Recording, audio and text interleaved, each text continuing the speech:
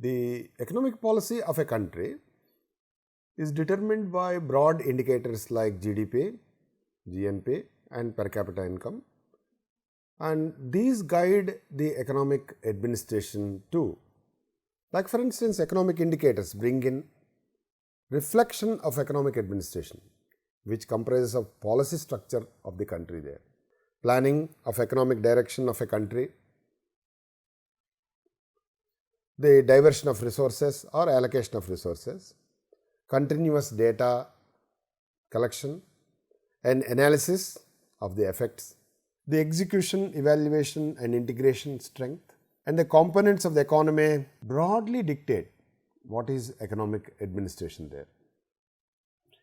So, what we generally discuss, what we see outside, like majority of us look at the government for the focus it gives to spending pattern as such there, like the monetary policy, the economic planning and growth have tripartite intense relationship, which has a specific influence of a specific segment or policy. Even in country like India, it has large ramifications. The price rise or how it needs to be contained, how inflation needs to be reined in. These broadly figure in under the rubric of economic administration. So also the monetary policy measures, different policy measures of monetary policy and the decisions thereof, how they are interpreted in the terms of monetary policy, focusing on availability of credit, how much we need to offer to the credit, and just not regulating the money supply alone. So the macroeconomic concepts broadly have a bearing on the financial administration too. The government takes the advice from different people there. What we popularly call as financial administration. The policy domain refers to economic administration too. Like the macroeconomic theories usually relate the phenomenon of output, unemployment and inflation. Output, employment and inflation.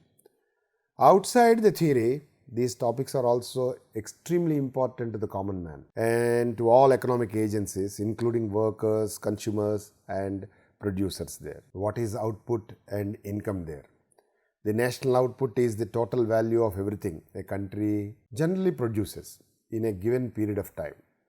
The microeconomic output is usually measured by, as I told you earlier, the GDP, gross domestic product, or one of the other major national accounting systems. Economists interested in long run development of the country study or focus more in the output study economic growth models there. When it comes to unemployment, the amount of unemployment in an economy is measured by the rate, the percentage of workers without jobs in the labor force. The other day, Government of India placed on the table of the Parliament that the number of people unemployed in the OBC category are more than 6%. So naturally, the government doesn't admit such data in Parliament. However, last 2 years data shows that there is a growing unemployment among specific categories like OBCs. Naturally, the policy choices before the government are determined by group of economists and secretaries who will be giving direction there, which comes broadly in the scope of the economic administration. Naturally, the labor force not only includes workers actively looking for jobs, people who are retired, pursuing education, or discouraged from seeking work or lack of job prospects are all excluded from the labor market as such there. Why it happens? The economic policy administration studies closely the pattern of growth of employment. The focus of the course also needs to be shifted to the types of unemployment and what is the policy options before that. For instance, classical unemployment occurs when wages are too high for employers to be willing to hire more workers. Like if the wages are more, the employer is discouraging from hiring. You are watching the H-1B situation in US, whereby the fixed rates for hiring various people under H-1B are mentioned very clearly. However, some companies have a tendency to hire people for much less than what is mentioned in the law. That leads to what? A typical kind of unemployment there. And frictional unemployment occurs when appropriate job vacancies exist for a worker, but the length of the time needed to search for and find the job lead to further period of unemployment. Like the structural unemployment covers variety of possible causes of unemployment, including mismatch between worker skills and skills required for the jobs there.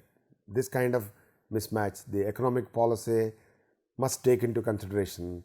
That is the reason why the hiatus between the general administration or the general education systems in India and the required skill force for market are sought to be bridged through what is called the skill based courses now to be introduced across the country through Make in India initiatives. That's what the government of India tries to find solutions there. This is guided by what is called Okun's law. Okun's law represents the empirical relationship between unemployment and economic growth. Maybe the original version of Okun's law states that a 3% increase in output would lead to 1% decrease in unemployment there. But who should make these policy choices? The convergence point between the political class or the policymakers and the bureaucracy is offered through what is called the economic administration, which takes into consideration what is called the different pros and cons,